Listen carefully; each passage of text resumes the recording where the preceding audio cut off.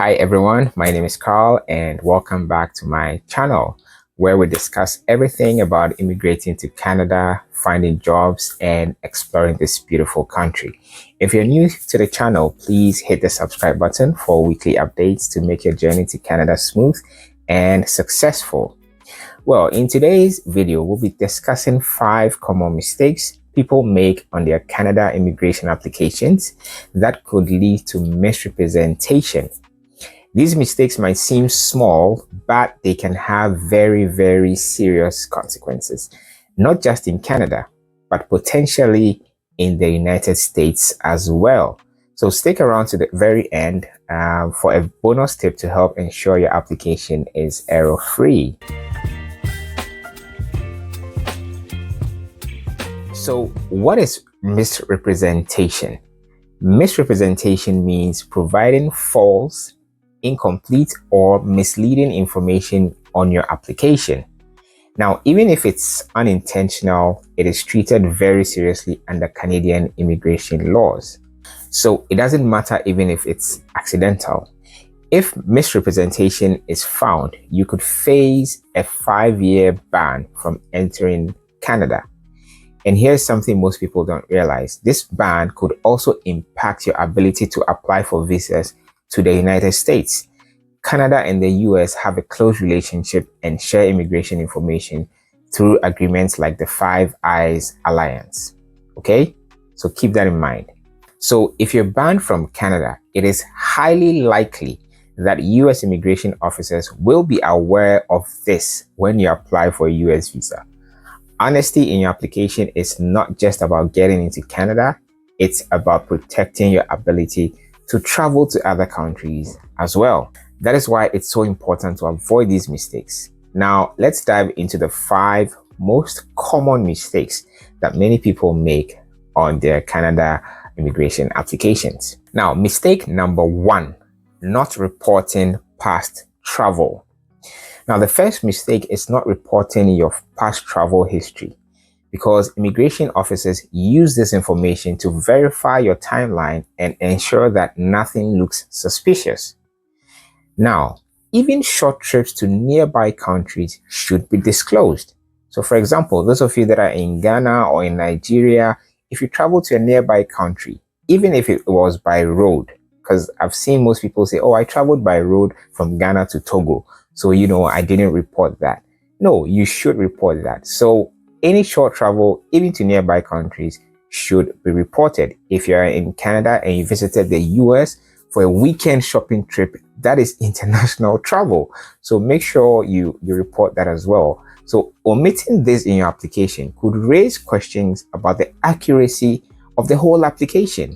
Okay, so please keep that in mind. The first one, make sure you report your travel history properly. Now, mistake number 2. Failure to report former military service or political activity. Now, this second one, failing to disclose former military service or political involvement. The thing is, most or some applicants, right, skip this part in the applications, thinking that it is irrelevant or it is risky for them to disclose this. But it is actually a critical part of your background check. Okay? Canada needs this information for security screening purposes. So being upfront ensures transparency and avoids any misrepresentation concerns.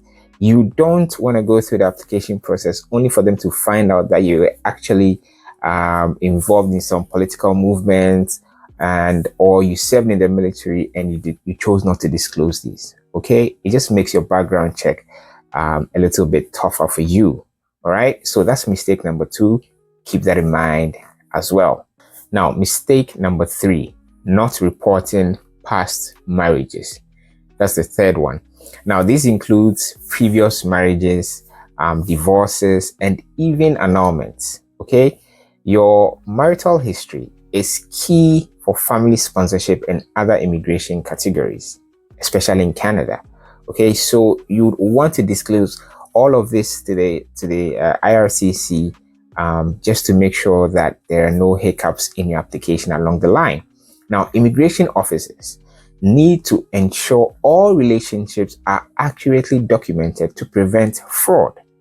Okay, so failing to disclose something like this, like a previous marriage, a divorce, or an annulment, could jeopardize your application.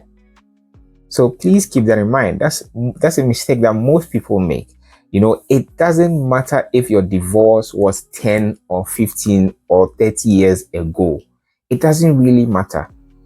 The fact is that you were married and you divorced at a point. It doesn't matter even if you have remarried. Okay, so just make sure you are honest with your application. Make sure you report your past relationships accurately as well. That's another mistake most people make.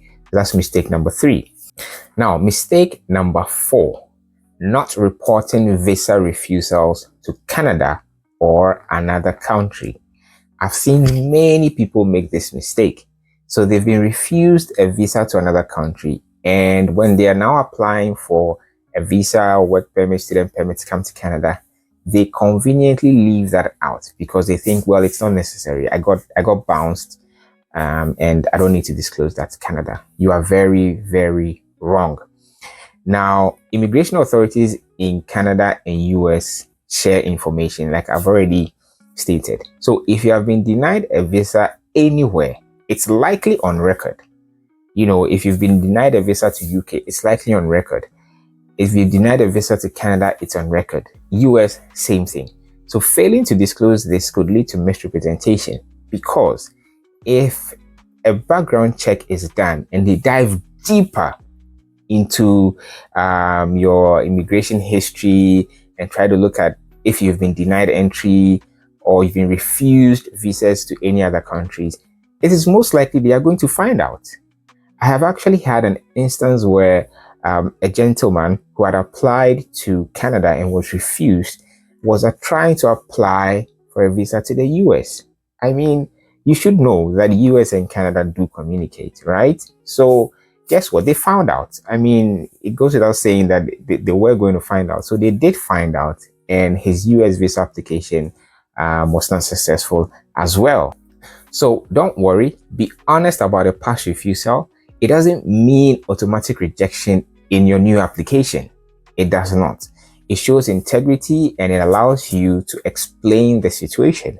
Okay? So honesty is key. All right? Keep that in mind. Now, mistake number 5: giving approximate information. Now, this is the 5th mistake and the 5th most common mistake that most people make. Sometimes when you're filling an application, maybe you cannot remember an exact date or the details, but you choose to provide close enough information. Now, here's the thing: the close enough information isn't good enough for immigration. Now, most times you may get away with this, right? If you provide close enough information and all of that. But these minor discrepancies, if they do not tally with a later application, then it is going to raise red flags. So if they are doing some cross checks in your application, for example, you came in on a work permit and you're now going to apply for a permanent residence, or you're going to apply for PR, you would need some of the information you use in your work permit application. Trust me, you would. So if a cross check is being done and the information doesn't tally, especially let's say in your education history, in your employment history, you rounded off certain times and dates, you provided close enough information, and now you're failing to remember the exact information you gave IRCC the first time, then you are going to find yourself in some trouble, because they might do a cross check and you might be found wanting. If you're unsure, take the time to find the right information. That would be my advice. Okay, take time, be patient, do not rush your application. Take the time, find the right information, and use that information for your application. All right, so those are the 5 common mistakes that most people make in their applications to come to Canada. And we are now going to discuss some of the consequences of misrepresentation. So what happens if you're caught making one of these mistakes? Well, first off, you could face a 5-year ban from entering Canada. Okay, I have heard of many people that have been banned. You don't want to be part of that number, okay? Because when Canada bans you, that's not all. Like I mentioned earlier, Canada and the US share immigration data through certain agreements like the Five Eyes Alliance. So a ban in Canada could affect your ability to get a US visa. American immigration officers will view your Canadian record. It is most likely they are going to view it. And a rejected Canadian application that has not been properly declared would most definitely lead to a denied US visa application as well. Okay, so think about it. One small mistake could limit your ability to travel not just to Canada, but to other countries too. That is why accuracy is so important. Okay, there are people that have been refused Canadian visas, but they declared it on their US applications when they were applying for US visas and got the US visas, and vice versa. Okay, hiding it would only work against you. Finally, how do you avoid these pitfalls? Here are my pro tips for you. First off, be honest and transparent in your application. First thing, honesty is key. Secondly, keep detailed records of your travel, marital history, and visa applications. Okay, this is very important so you are consistent in any document or application that you submit to IRCC or to any other country or any other immigration office. Okay. Thirdly, double check all your forms for accuracy before submitting.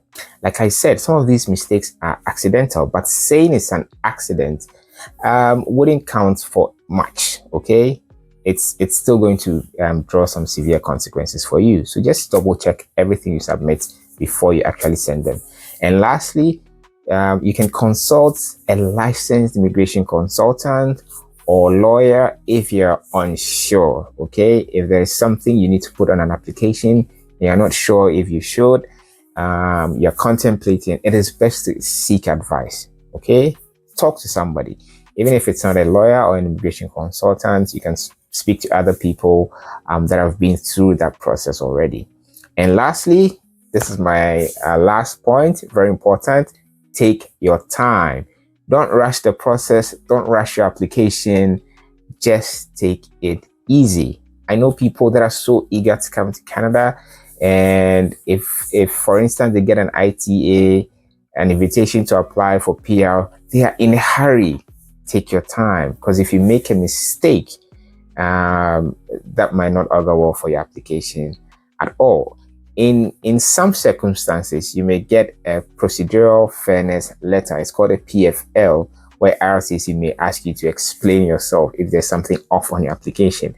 But if you're not lucky and you don't get that, then you may be cited for misrepresentation, and this will not work well for your application. And lastly, this is a bonus tip for you. If you're submitting an application to IRCC, make sure you use the application guidelines for that specific application type that's available on their website to make sure that you're following the latest requirements. Okay, they are detailed, they are reliable, and they help you to avoid unnecessary mistakes. All right, so thank you so much for watching. If you found this video helpful, give it a thumbs up and share it with someone who's planning to immigrate to Canada. Maybe not just Canada, anyone that's looking to travel to the US, UK, other countries as well. And do not forget to subscribe for weekly videos with tips about immigration, jobs, and travel in Canada. If you have any questions, drop them in the comments section below. I'd love to help, and we can continue the conversation there. Until next time, stay informed and stay prepared. See you in the next one. Bye.